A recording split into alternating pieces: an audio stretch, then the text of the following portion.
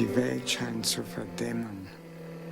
Doch ich erzähle, wie am Anfang, in meinem Singsang, der mich aufrechterhält, durch die Erzählung verschont von den Wirren der Jetztzeit und geschont für die Zukunft.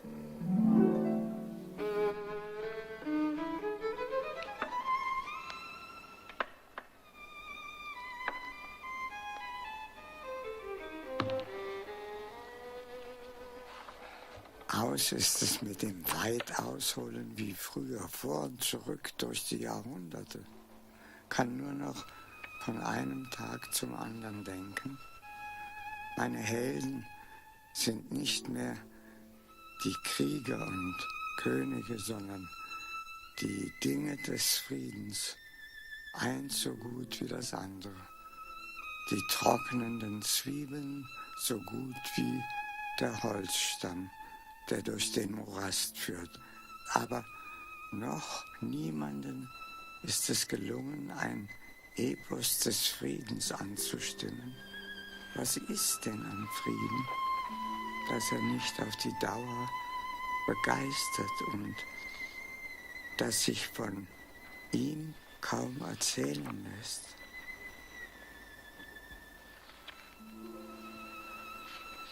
Soll ich jetzt aufgeben? Wenn ich aufgebe, dann wird die Menschheit ihren Erzähler verlieren. Und hat die Menschheit einmal ihren Erzähler verloren, so hat sie auch ihre Kindschaft verloren.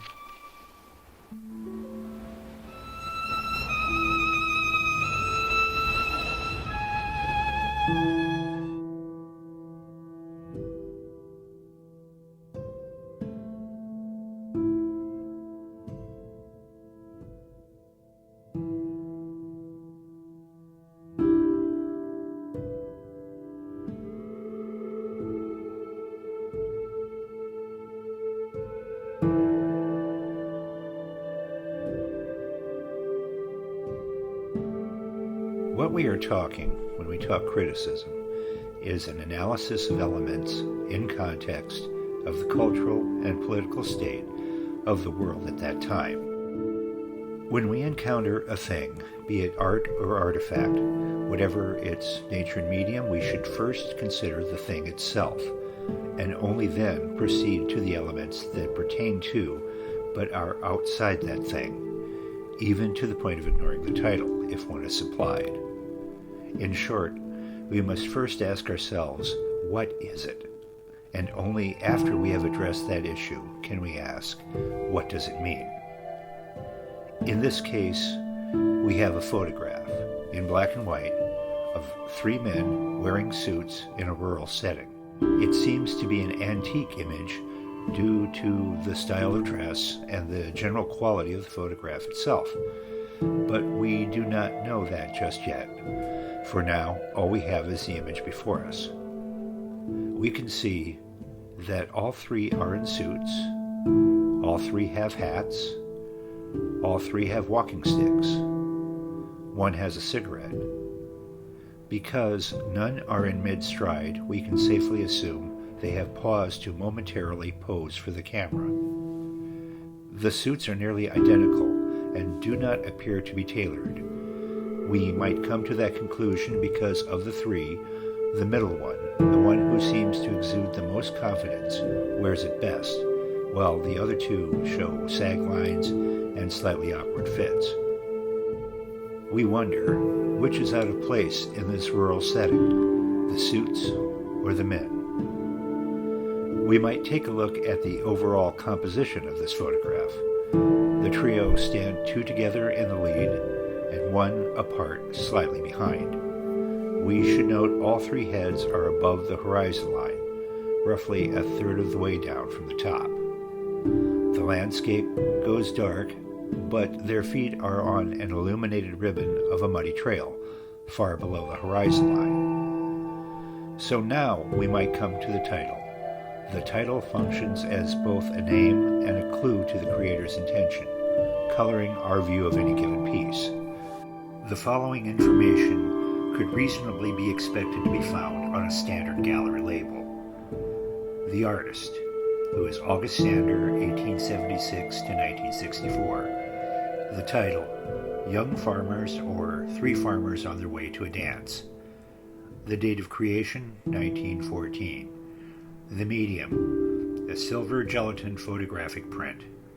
The location, Cologne, Germany.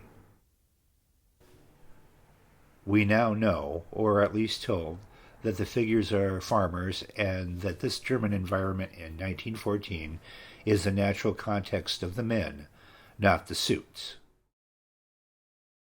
20 or 30 years earlier, such clothes did not exist at a price which peasants could afford. The photograph shows, perhaps more vividly than in life, the fundamental reason why the suits, far from disguising the social class of those who wore them, underlined and emphasized it.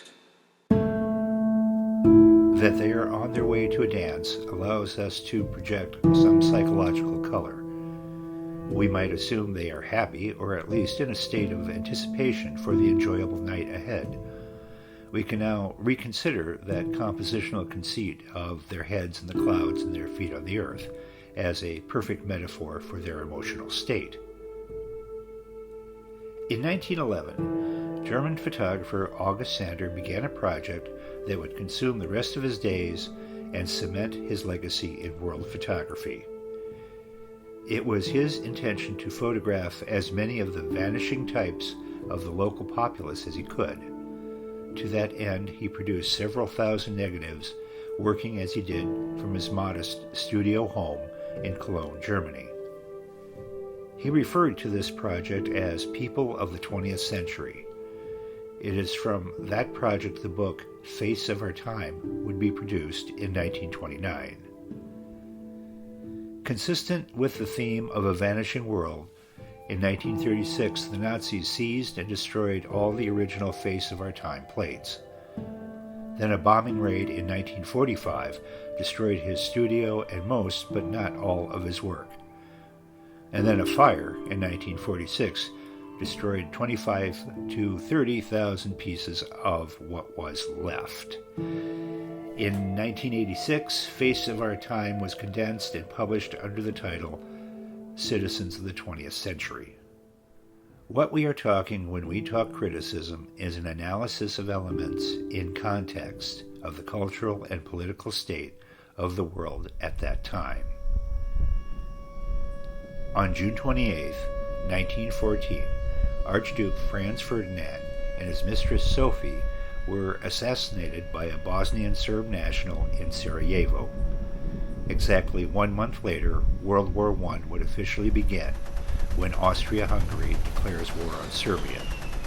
The war would last 4 years, 3 months, and 14 days. It would eventually involve 11 countries. It finally drew to a close November 11th, 1918. Our young subjects, unbeknownst to them at the time, were also on their way to another dance, one that would eventually claim over 17 million lives. It would be a fair assumption that quite soon after this photograph, all three of them could be dead. It is certainly possible that this was the last good night of their young lives. Looking at it that way, it is as though they paused for a brief moment to glance back at the past, at a world that was about to change forever.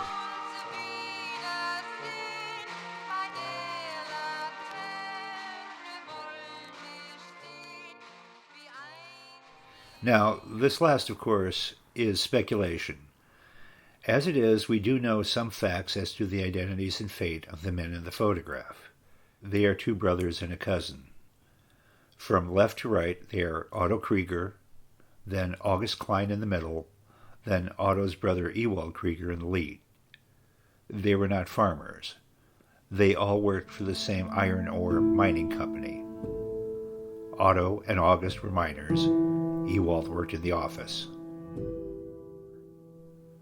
August would be killed in action the following March at age 22. Otto and Ewald, though wounded, would both survive the war.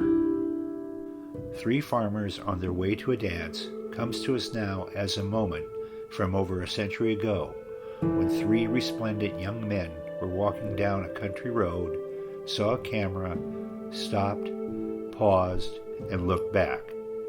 The shutter was stripped, and on into forever they went. And that's what we're talking when we talk criticism.